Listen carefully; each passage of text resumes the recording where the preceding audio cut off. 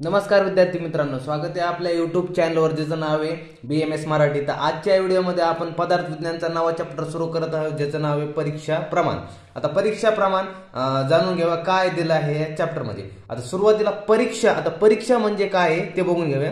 आता परीक्षा यांनी काय सांगितले आपल्याला, शास्त्र असो किंवा व्याधी असो प्रत्येक बाबतीत विषयांचे परीक्षण करून योग्य तो निर्णय घेण्यासाठी परीक्षाच उपयोग पडते। म्हणजे आपलं शास्त्र किंवा व्याधी हे दोन्ही बाबतीत आपल्याला काय होतं, विषयांचं जर परीक्षण करायचं असलं तर काय उपयोगी पडतं, परीक्षाच उपयोगी पडतं असं आपल्याला सांगितलंय। आता काय परीक्षेची व्याख्या बघूया काय सांगितले आपल्याला। जिज्ञासा नाम परीक्षा यथा भेषज परीक्षा उत्तर कालम उपदेक्षते। आता काय म्हणजे याचा अर्थ काय सांगितलाय की परीक्षेचे नाव जिज्ञासा आहे, म्हणजे परीक्षालाच काय म्हटलंय, जिज्ञासा म्हटलंय। आणि प्रत्यक्ष आदी प्रमाणाद्वारा यथार्थ तत्वाची परीक्षा करणे म्हणजे जिज्ञासा होय। आता जिज्ञासा म्हणजे काय, प्रत्यक्ष प्रमाण जे आपलं प्रत्यक्ष प्रमाण आहे म्हणजे प्रॅक्टिकल नॉलेज आहे त्याचे काय सांगतात, यथार्थ म्हणजे ट्रू नॉलेज। यथार्थ म्हणजे काय, ट्रू तत्वाची म्हणजे खऱ्याखुऱ्या तत्वाची परीक्षा करणे म्हणजे जिज्ञासा होय। जे खऱ्याखुऱ्या तत्वाची परीक्षा करणं म्हणजे त्याला जिज्ञासा असं म्हटलंय। आता परीक्षेचं महत्व बघूया काय सांगितलंय। आता परीक्षेचं महत्व आपल्याला निदानमध्ये काम येतं आणि चिकित्सामध्ये येतं। निदान म्हणजे की आपण हे करतो, निदान म्हणजे हेतू वगैरे बघून घेतो की कोणत्या कारणाने कशी काय ह्याच्यामुळे आपल्याला की रोग उत्पन्न झाले असं निदान म्हणजे हेतू ते। आणि चिकित्सा म्हणजे काय की आपण त्याच्यावर उपाय काय म्हणजे त्याच्यावर चिकित्सा केली आहे, कसा प्रकारे आपण त्याला की गोळ्या औषध देऊन काय ते चिकित्सा करून तो रोग बरा केला, यामध्ये परीक्षेचं महत्व आहे असं यांनी सांगितलंय। त्यानंतर काय सांगितलं, चतुर्विध परीक्षा। आता चतुर्विध परीक्षेमध्ये काय सांगितलंय की पुनर्जन्म व अपुनर्जन्म सिद्ध करण्यासाठी चरकाचार्यांनी चतुर्विध परीक्षेचे वर्णन केलंय। म्हणजे पुनर्जन्म व अपुनर्जन्म सिद्ध करण्यासाठी चरकाचार्यांनी चतुर्विध परीक्षा दिलेल्या आहेत। कोणकोणत्या त्या, आप्तोपदेश, प्रत्यक्ष, अनुमान आणि युक्ती, ह्या कोणी दिलेल्या आहेत, ह्या चरकाचार्यांनी दिलेल्या आहेत। दुसऱ्या तुम्ही आणखी काही चतुर्विध परीक्षा पाहता तर विविध आचार्यानुसार चतुर्विध परीक्षा वेगवेगळ्या, इथं आपण चरकाचार्यानुसार ते बघणार आहे आणि दुसरे आचार्य ते पण सुद्धा पुढे बघणार आहोत। तर आप्तोपदेश, प्रत्यक्ष, अनुमान, युक्ती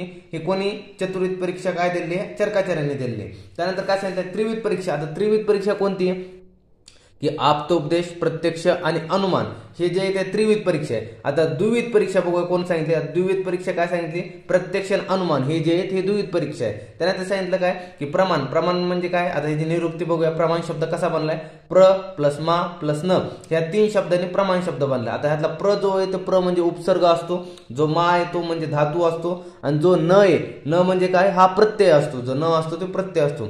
यातला माचा जो अर्थ असतो तो असतो माध्यम, माचा जो अर्थ असतो माध्यम म्हणजे साधन, आणि जो न चा अर्थ असतो तो म्हणजे ज्ञान म्हणजे जे नॉलेज वगैरे।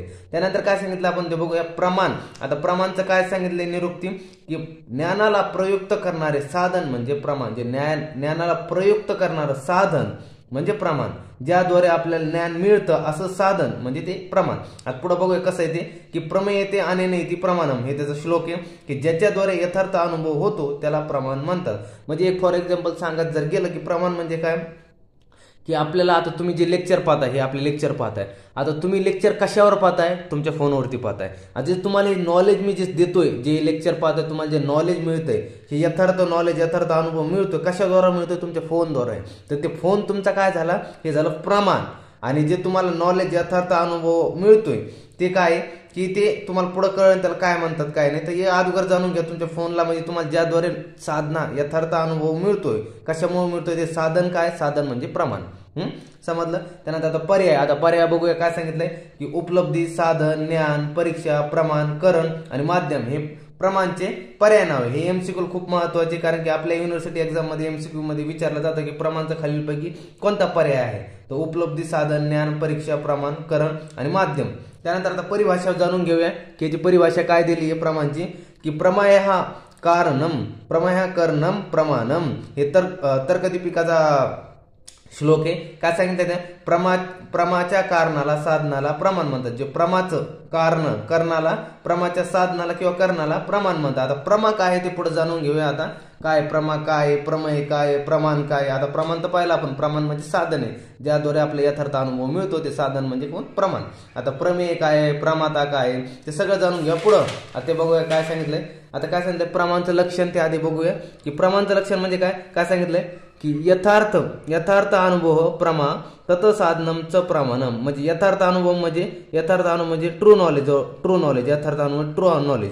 त्यानंतर यथार्थ नॉलेज म्हणजे ट्रू नॉलेजला प्रमा म्हटलंय तत्साधनम च प्रमाणम, त्याचं जे साधने त्याला प्रमाण म्हटलं. हे यथार्थ अनुभव प्रमा तत्साधनमचं प्रमाणम, म्हणजे यथार्थ अनुभवाला प्रमा म्हणतात तर यथार्थ अनुभवाच्या साधनाला प्रमाण म्हणतात. जे खरं नॉलेज आहे ते नॉलेज आहे, तुम्हाला हे नॉलेज तो नॉलेजला प्रमा म्हटलंय आणि यथार्थ अनुभवाच्या साधनाला प्रमाण म्हणतात. आता एक्झाम्पल थ्रू बघूया कसं सांगितलंय की हे मोबाईल आहे. आता ते सांगितलं तुम्हाला की मोबाईलवर तुम्ही पदार्थ आपले BMS मराठीचे लेक्चर पाहताय तर हे नॉलेज तुम्हाला जे मिळतंय कोणत्या साधनाने मिळतंय, मोबाईल थ्रू मिळतंय. तर मोबाईल प्रमाणे आणि हे जे ट्रू नॉलेज आहे पदार्थ लेक्चरचे जे नॉलेज आहे म्हणजे आयुर्वेदचं जे नॉलेज आहे तुम्हाला मिळतंय ते आयुर्वेदच्या नॉलेजला काय प्रमा म्हटलं, हे प्रमा म्हटलंय. आता काय बघून घ्या की काय सांगितलंय प्रमाण, प्रमिती, प्रमेय, प्रमाता हे 4 अर्थतत्वांचे संकलित ज्ञान, हे 4 अर्थतत्वाचे संकलित ज्ञान याला तत्वज्ञान म्हटले. जे 4 आहेत कोणते, प्रमाण, प्रमिती, प्रमेय आणि प्रमाता, हे जे 4 आहेत ना हे 4 अर्थतत्वाचे संकलित ज्ञान जे याला तत्वज्ञान म्हटले. आता एक जाणून घेऊया आपण. तुम्हाला म्हटलं होतं की प्रमा काय, प्रमेय काय, प्रमाण काय, प्रमाता काय, सगळं सांगतो एक बघूया.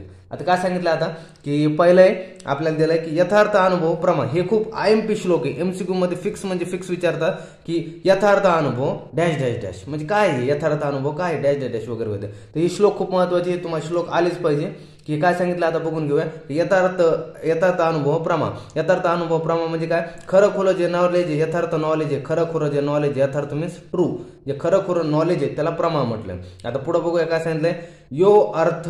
यो अर्थ प्रमेयते तत्प्रमेयम म्हणजे काय सांगितलंय, यथार्थ ज्ञानाचा विषय म्हणजे प्रमेय, जो यथार्थ ज्ञानाचा विषय असेल तो म्हणजे प्रमेय. आता पुढं जाणून घेऊ एक्झाम मध्ये, सध्या फक्त बघून घ्या काय आहे काय नाही. त्यानंतर प्रमाण म्हणजे काय, प्रमाकरणम प्रमाणम म्हणजे काय सांगता, यथार्थ ज्ञानाचे साधन म्हणजे प्रमाण.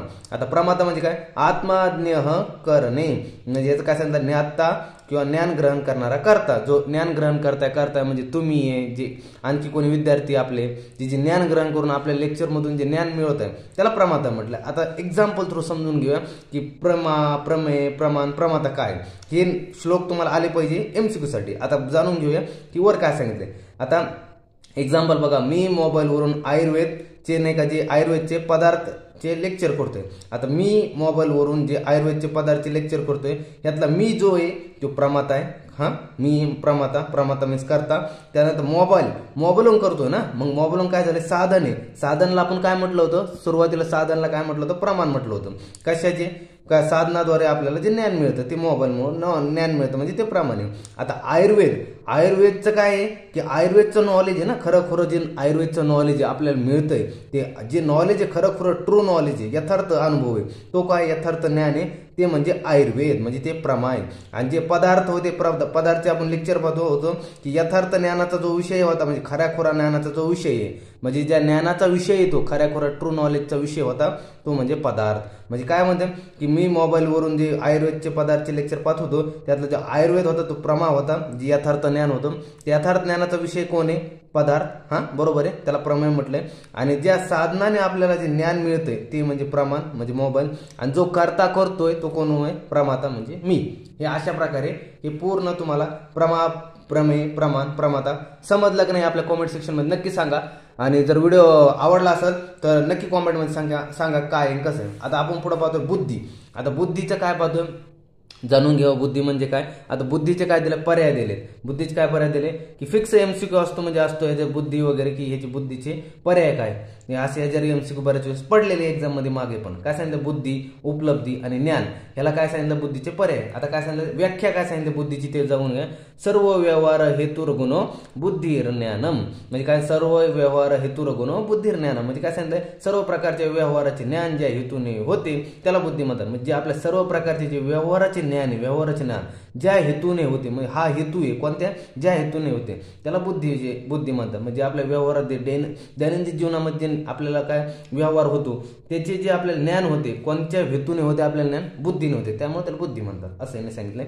त्यानंतर सांगितलंय हा बऱ्याच वेळेस MCQ म्हणजे क्वेश्चन विचारला जाऊ शकतो किंवा ह्याच्या अगोदर खूप वेळेस बी हा क्वेश्चन एक्झामिनरचा फेवरेट होता की क्वेश्चन की विविध आचारानुसार ज्ञानाचे बुद्धीचे स्वरूप सांगा. असा बऱ्याच वेळेस एक्झाममध्ये आला हा क्वेश्चन आणि ह्याच्यासोबत ह्याला प्लस म्हणून आणखी काही बरंच विचारलं जातं. पण हा एसक्यू पॉईंट ऑफ खूप महत्वाचं, ध्यानात ठेवा. कोणी काय कोणत्या आचाराने ज्ञानाचं बुद्धीचं कसं स्वरूप सांगितलंय. आता आयुर्वेद कसं सांगतं की बुद्धीचं स्वरूप काय, की आत्मा, मन, इंद्रिय आणि विषय यांच्या सन्निकर्षाने ज्ञान होते. म्हणजे काय, आत्मा, मन, इंद्रिय आणि विषय चौघांच्या सन्निकर्षाने ज्ञान होते हे आयुर्वेद सांगतं. त्यानंतर न्यायवैशेषिक काय सांगतात, न्यायवैशेषिक काय सांगतात, आत्मा, मन, इंद्रिय आणि विषय यांच्या सन्निकर्षाने यांना सन्निकर्ष होऊन आत्माचा बाह्य विषयाशी संबंध घडून येतो. म्हणजे यांचं काय म्हणणं आलं, न्यायवैशेषिक काय म्हणतात, आत्मा, इंद्रिय, मन, विषय यांचा सन्निकर्ष तर होतोच, पण यात काय होऊन आत्म्याचा बाह्य विषयांशी संबंध घडून येतो, यांनी न्यायवैशेषिक म्हणतात. आता ज्ञानचं ते काय सांगतात की ज्ञान कसं आहे, निराकार्य आणि नित्य. निराकार्य आणि नित्य हे कोण, न्यायवैशेषिक ह्यात सांगतात. त्यानंतर काय सांख्य पुढे काय सांगतात, विषयाने युक्त ज्ञानाचा परिणाम विशेष म्हणजे ज्ञान होय. त्यानंतर माधव आचार्य काय सांगतात, मनाचा परिणाम म्हणजे ज्ञान, म्हणजे मनाचा जो परिणाम आहे तो म्हणजे ज्ञान होय. आता ते काय सांगतात, वेदांत दर्शन काय सांगतात, मन विषय प्रदेशात जाऊन तदाकार होतो तेच ज्ञान होय. म्हणजे वेदांत दर्शन काय सांगतात, मन विषय प्रदेशात जाऊन तदाकार होतो तेच ज्ञान होय असं त्यांनी सांगितले. अशा प्रकारे हे पूर्ण आपण हे काय काय पाहिलं, सुरुवातीला परिभाषा पाहिली, परिभाषेची व्याख्या, चतुर्विध परीक्षा, त्रिविध परीक्षा, द्विविध परीक्षा, त्यानंतर प्रमाण पाहिलं, प्रमाणमध्ये सुरुवात प्रमाण पर्याय ते पाहिले, परिभाषा पाहिली आणि त्यानंतर प्रमाणचे लक्षण ते पाहिले.